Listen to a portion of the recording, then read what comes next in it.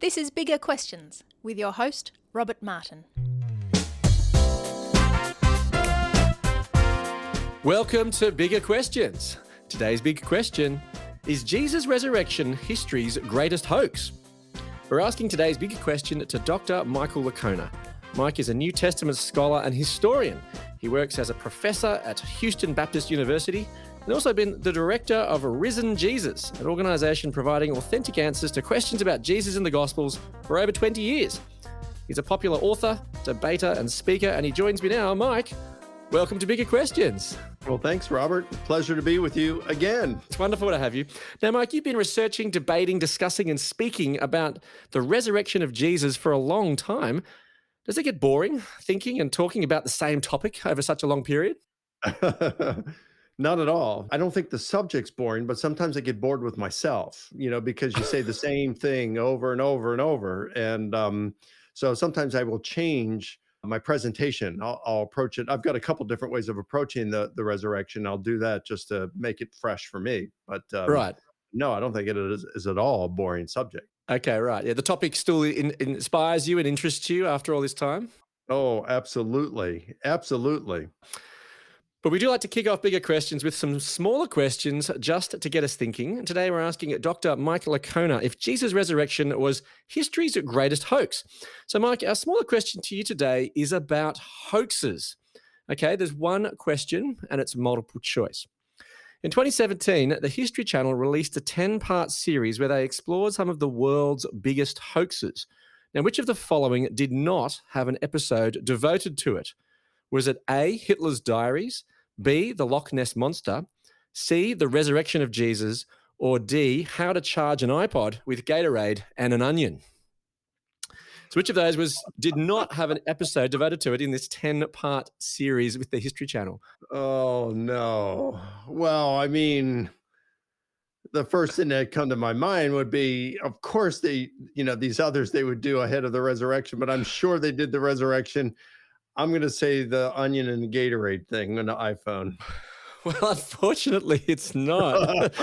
They didn't do an episode on the resurrection. They did do an episode on how to charge an iPod with the Gatorade and an onion and all the internet hoaxes that are apparently out there, because apparently you actually can't charge an iPod with a Gatorade and an onion. I'm not sure if you've ever tried that.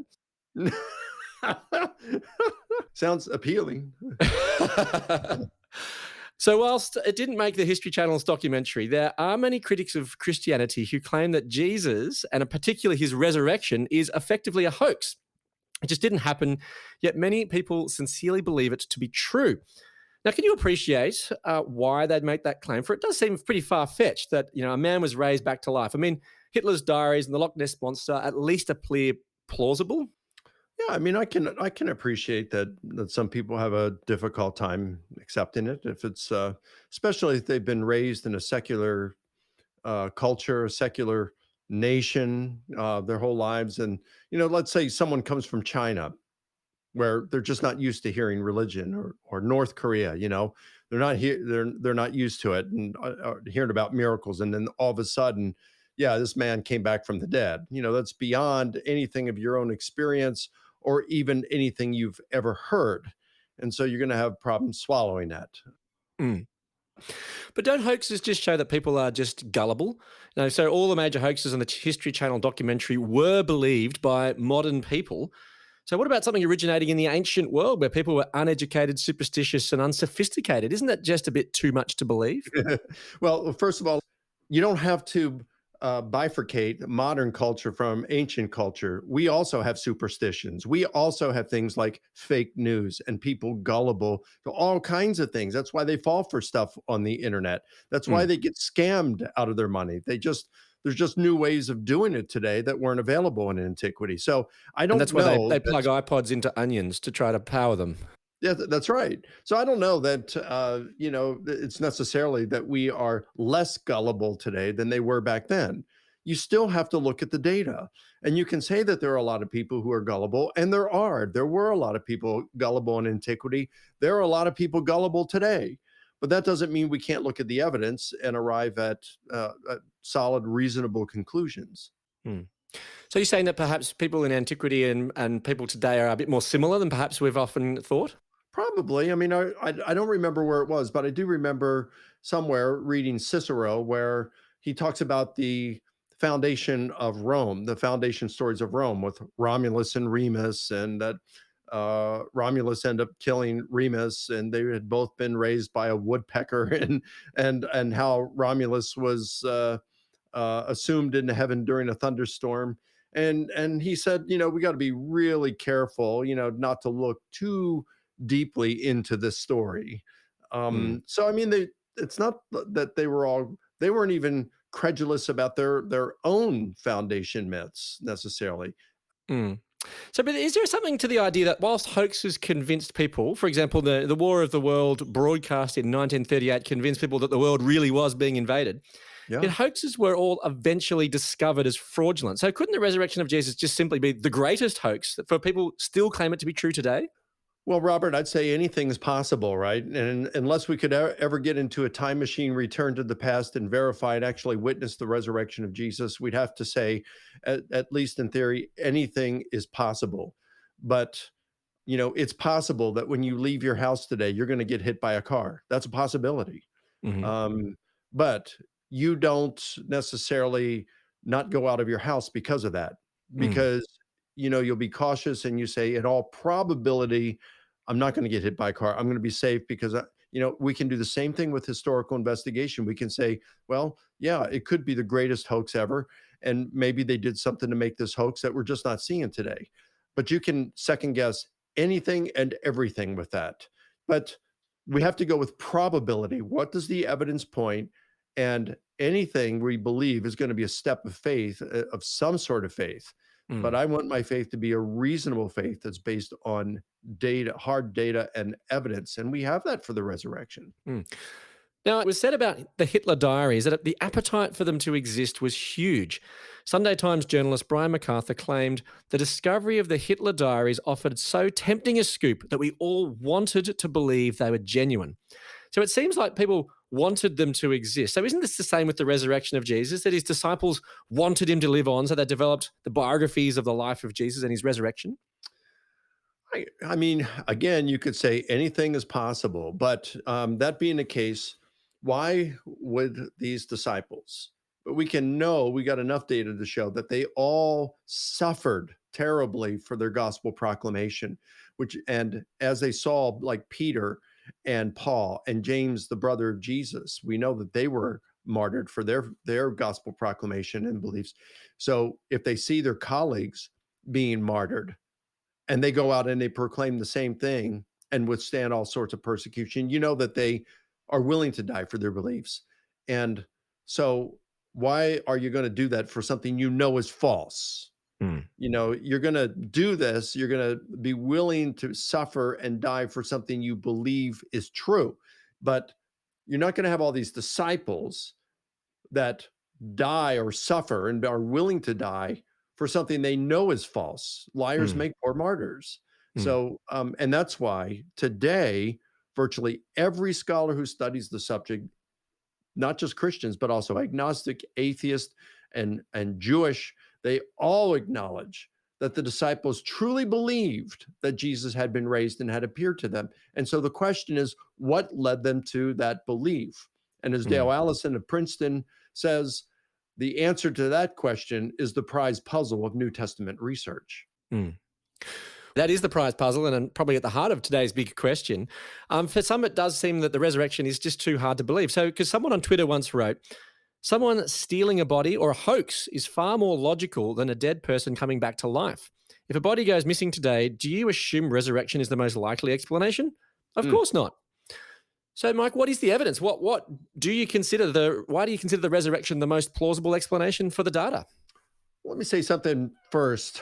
Um, if I got a report that one of my former roommates from college had died, and I'd heard this report, say, 5 years ago, and then let's say I'm at an event, a conference I'd spoken at, and I'm at dinner, and that roommate that I had thought was dead walked up to me and started talking and say, "Hey, I watched your debate tonight, the debate, or I heard your lecture. That was great. Thanks." I wouldn't think that this guy had come back from the dead. I would think instead that either I misunderstood what someone had told me and confused them for someone else, or the person who told me that got their information wrong. I wouldn't think this former roommate had risen from the dead. But let's say I'm at this event and afterward I'm having dinner and both my parents walk up and say, "Hey, Mike, man, love you, son. Great job on the lecture, debate, whatever. And just want to let you know, keep up the good work." Well, I buried both my parents. Mm, And if they said, "God sent me back to tell you this, to encourage you," I would believe they had risen from the dead, because I've got evidence at that point. I mm, wouldn't think that it was a hoax. I wouldn't think that I was hallucinating. I would think that I'd actually seen them. mm. So it depends on what the evidence is. Mm. Well, maybe let's investigate some of the evidence, because one of the key pieces of evidence used to demonstrate the historical reality of the resurrection is found in one of the letters written by the Apostle Paul. Now, Paul writes in 1 Corinthians 15, 3-5, he says, "For what I received, I passed on to you as of first importance, that Christ died for our sins according to the Scriptures, that he was buried, that he was raised on the third day according to the Scriptures, and that he appeared to Cephas," that's Peter, and then to the 12. So how is this significant then as testimony to the resurrection? Oh, it's quite significant. I mean, think about this for a moment. Paul was writing this in First Corinthians, which most scholars would date somewhere between the years 53 and 56. Now, we're not certain when Jesus died by crucifixion. It was either in April of the year 30 or April of 33. That's where scholars are on this. So let's just call it April 30. It's pretty much 50-50 among scholars, but 30 is a round date. Okay. So if we're talking 53 to 58 or 53 to 57, I think it is where most scholars are, the most we're talking about is 27 years. And Paul says here, "I delivered to you, Corinthians, what I also received." Well, when did he deliver it to them? Mm, Well, probably in the year 51 when he established the church there in Corinth. So now he gave it to them within 21 years at most of the mhm, crucifixion, maybe even 3 years less than that, but 21 years after. And he received it. So he received that information prior to 51. So we're looking no more than 21 years and probably less. When did Paul receive it? We don't know. Even skeptical scholars like Robert Funk of the late Robert Funk of the Jesus Seminar. You've got Garrett Ludeman. He's an atheist New Testament scholar. Both of them are saying things like 2 to 3 years at most after the crucifixion, that this oral tradition that Paul quotes, that he says he received, that Paul received it within 2 to 3 years, or it was formulated 2 to 3 years within the crucifixion. I don't know that they're correct on that. I don't see evidence for that. It could be. It could be, as James D.G. Dunn wrote, that he thought that the creed was oral tradition there in 1 Corinthians 15, 3-7, was formulated within 6 months of the crucifixion. I don't know where he gets that, though. There's no data for that. mm, I would like to say 2 to 3 years. I'd like even more to say 6 months. What we do know for sure, because it's all guesswork, what we do know is prior to the year 51. And Paul received it from people, probably the Jerusalem apostles. That's where that kind of stuff came from. That it certainly included the resurrection of Jesus and most likely who Jesus' identity, his deity as well. So, I mean, Paul is just a tremendous source because mm, we've got his words in letters like Galatians and First Corinthians are undisputed letters written by Paul. So, mm. I mean, it's really strong data. He's out of the cards in our hand, he's our ace. Because some critics claim that the resurrection narratives in the New Testament were written many years after the supposed resurrection took place and embellished, but surely that would diminish its credibility.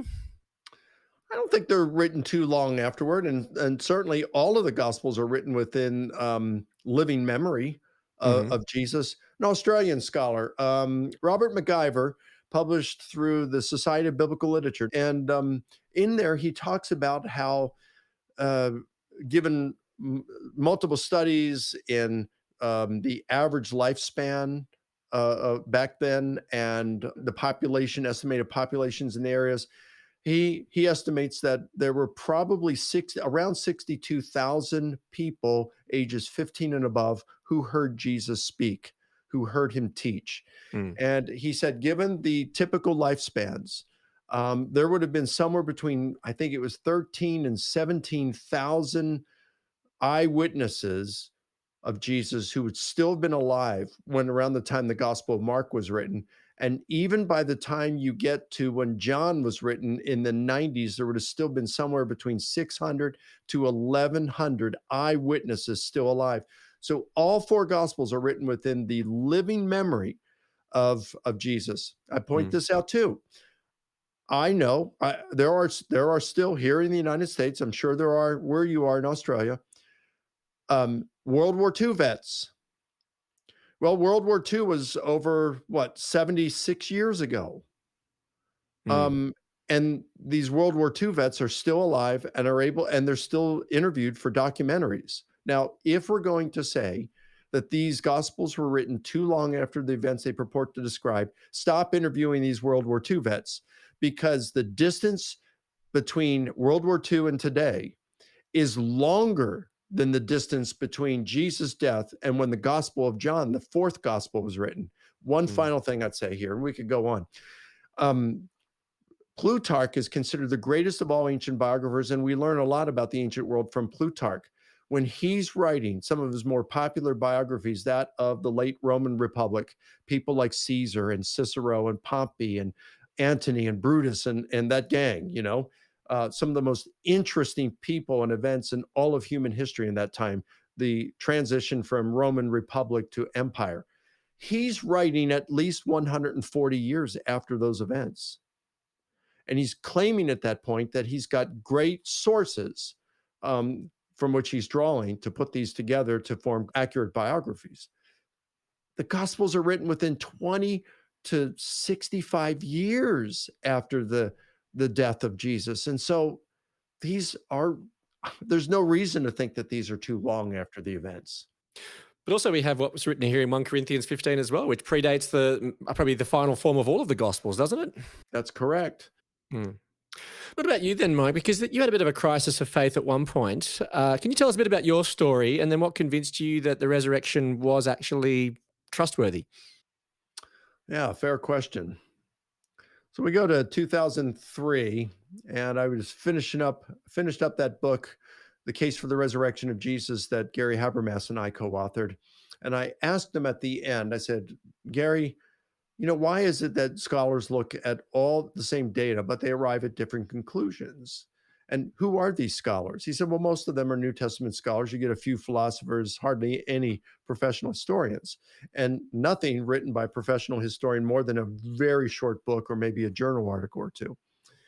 And I said, well, since this is a historical question, wouldn't it be best if a historian looked into this? And he said, well, it'd be interesting if they did an in-depth study. And I said, well, I want to do that. I want to learn about the philosophy of history and historical. Well, so I start to study it. This became my PhD research and applying this philosophy of history and historical method to the resurrection. And as I'm getting into this, I'm reading the philosophers of history, and they're all talking about how we all are plagued with our own horizons, our own biases, and the way we look at the world. And it's like a pair of glasses with tinted lenses that color the way that we see things. And it is a huge threat to the integrity of one's investigation. And I think that that has become the main reason why you've got so many different opinions on the resurrection. So, what I wanted to do, Robert, was I wanted to do the best I could to look at things objectively. And Mm. I have struggled. I'm a second guesser and a triple guesser and a quadruple guesser. And it's like, I want to know truth. And I doubt at times. I always have. But Mhm. I doubt not just my religious beliefs or faith. I doubt, did I get the right car? Did I marry the right woman? Did I buy the right watch? And think, I mean, all these kinds of things. Second guess and by the way, I got a great wife. So I do that, and that happened with resurrection. And so once I realized that I got my own biases, I said, you know what? Maybe if I do an investigation with the utmost integrity that I'm able to have personally, maybe someone can have more, but the most I could have, and not fearing truth, but fearing that I will miss truth because of my biases. Let me do the best investigation, most thorough investigation I can do and see what kind of conclusions at which I Mm. can arrive. And so, man, I went through tremendous doubts during that time because I was trying to absorb what the skeptics were saying, not only read what they were saying and understand it, but feel what they were feeling to try to enter their minds to say, why are they thinking this? And can I empathize, even sympathize with what they're saying? And look at this as objectively as possible. And that's why it took me longer. It took me 5.5 years. Whereas writing a 20-page double-spaced paper with a few footnotes was a nightmare for me in grad school. My doctoral dissertation was over 500 pages, A4 pages, single spaced, and more than 2,000 footnotes. And finally, my doctoral supervisor said, "Mike, it's time to start wrapping this up." And I said, but Prof, I still have more I want to do. He said, "You need to wrap this up." So, um, and So, yeah, did you contemplate jettisoning your faith? you know, I would say this in all honesty. There were numerous occasions, more than I can account during my research, where I was on a knife's edge of going one way or the other. And for me, I thought that there was enough evidence still to show that God existed. Um, I believe that I'd had experiences of answered prayer and things like that during my years as a Christian.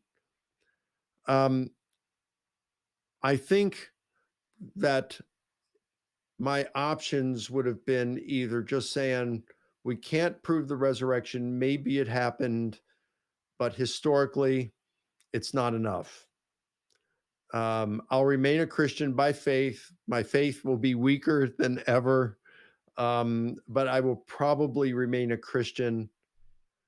I might not be a Christian. Maybe I'll just go to belief in God, a theistic belief of some sort. That would have been a possibility. So either a theistic, general theistic belief, or remain a Christian with a weak faith. Um, the other option would be I remain a Christian with a strong faith because my conclusions led me to the view that the evidence strongly supports the position that Jesus rose. And that's where I ended up. Um, So, yeah. what pushed you there in particular? What was it? What was convincing to you to push you to the strong faith rather than this weak faith or no faith at all? When I looked at the data and when I applied historical method, as I was proceeding through my research, I had the sense that at the end I was still going to come out thinking Jesus rose, but I had no idea how strong the resurrection hypothesis is compared to competing hypotheses. There just is nothing that even comes close to the strength of the resurrection hypothesis, and that excited me. So, then what difference then does the resurrection make for you, then, Mike? Well, it gives me a sense of purpose in life because if God truly loves me, then I have value just simply because I was created in his image and that he loves me. That in and of itself, without me accomplishing anything in life, he loves me for who I am because I was created in his image. And that's pretty amazing to grasp when you think about it. Hmm. Um, my mom died in 2013. My dad died a year later. So they've been gone for 7, 8 years, right? The summer will be 7, 8 years. I miss them. But when they died, even though I grieved, my grieving was limited because I mean, it really truly was limited because, and it wasn't nearly as deep as it could have been. Why? Because I believe I'm going to see them again because they were followers of Jesus. Now, contrast that with 2 years ago when our family put our beloved dog of 16 and a half years down. I mean, right now I can think, remember, it's burned into my memory of going to the vet and myself holding my beloved dog when the vet put that uh, medicine or whatever you call it in it, the chemical to put the dog to sleep and then to kill the dog. And when the vet put the stethoscope on the dog and said, she's gone, thinking just 1 minute ago, she was alive, this dog that we love so much. And my wife will tell you that I cried more. And she'll say she's only seen me cry in over 30 years of marriage, less than she could count the times on one hand. Because I got this belief it takes a big man to cry, but it takes an even bigger man to laugh at that man. I just don't feel like crying. It's not that I try to hold it back. I'm not emotional in that sense. Okay. But she will tell you that I cried a whole lot more over that dog than I did both of my parents' deaths combined. And the reason, Robert, is because I have no assurance I'm ever going to see that dog I loved again. I have no assurance of that. I may never see her again. And the thought of that was just crushing at that time. I can't even imagine what it would be like when a loved one dies and you don't have that hope. But Paul says in 1 Corinthians chapter 4, we do not grieve as those who have no hope. We rejoice and have hope because Jesus rose from the dead. That is the guarantee that we're going to see him again. It's our guarantee, our promise that we can have eternal life and that we can see our loved ones again because they have eternal life. And that gives me great hope. I could go on, about how we got hope in this life as well, because we know God and he answers prayers and he gives us wisdom and things like that. But so there's benefits to being a Christian in this life, but of course there's great benefits for the life to come. And that's what the resurrection does. It gives us hope. So, Mike, is Jesus' resurrection history's greatest hoax? Not at all. I think there's good reasons, very good reasons to think that Jesus rose from the dead, historical reasons. And that excites me. And they can change your life as well. Amen. He's changed mine. Let me leave you with some of the Bible's answer to the big question, is Jesus' resurrection history's greatest hoax? From 1 Corinthians 15, 3-4. For what I received, I passed on to you as of first importance, that Christ died for our sins according to the Scriptures, that he was buried, that he was raised on the third day according to the Scriptures, and he appeared to Cephas and then to the 12. I look forward to you joining us next time for bigger questions. Many thanks to our guest today, Dr. Mike Licona. Thank you, Robert.